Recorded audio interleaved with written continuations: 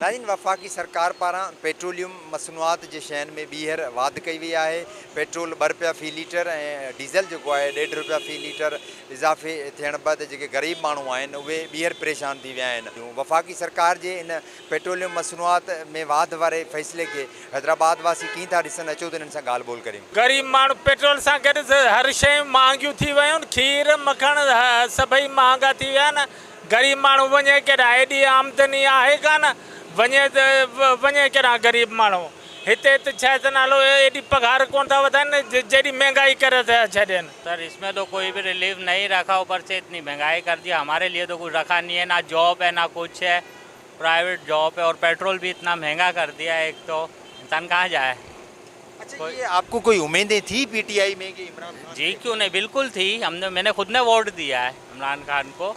हमें खुद उम्मीद थी, लेकिन ऐसा कुछ भी नहीं है।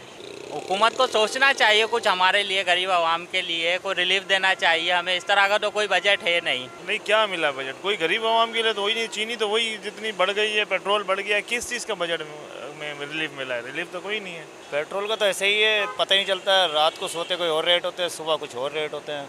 लेकिन ज़िंदगी को तो गुजारना है, महंगा हो या सस्ता हो। ये बजट तो आते ही रहते हैं, कभी बड़ा बजट आता है, कभी मिनी बजट आता है।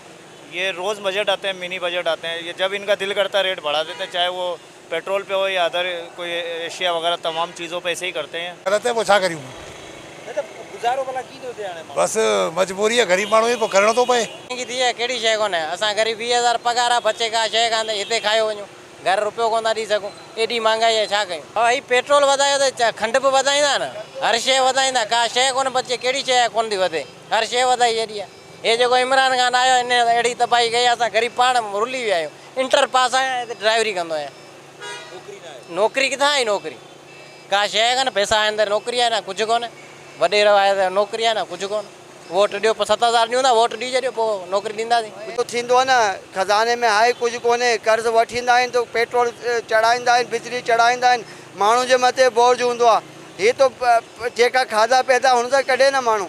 हाणे ग़रीब माण्हू सां सभु कुझु बोझ आहे, महांगाई आहे, खीर महांगो थी वियो, हर शइ महांगी थी वई। नाज़रीन, हैदराबाद वासियुनि जा मां वीचार ॿुधा। हैदराबाद वासियुनि जो चवणु आहे त अॻ ई महांगाई सबबु हुननि जो जेको जीअण आहे उहो तमामु घणो मुश्किल बणियल हो। मथां ॿीहर पेट्रोलियम मसनूआत जे शयुनि में अघनि खां वाधि जेको आम वापे जूं शयूं आहिनि उहे बि महांगियूं थी वेंदियूं। हैदराबाद वासियुनि जो बि मुतालबो आहे त अवाम खे सिधी रीति रिलीफ फराहम करण लाइ हुकूमत पंहिंजो किरदारु अदा करे। कैमरामैन नियाज़ मल्ला सां गॾु इम्तियाज़ खोसो, टाइम न्यूज़, हैदराबाद।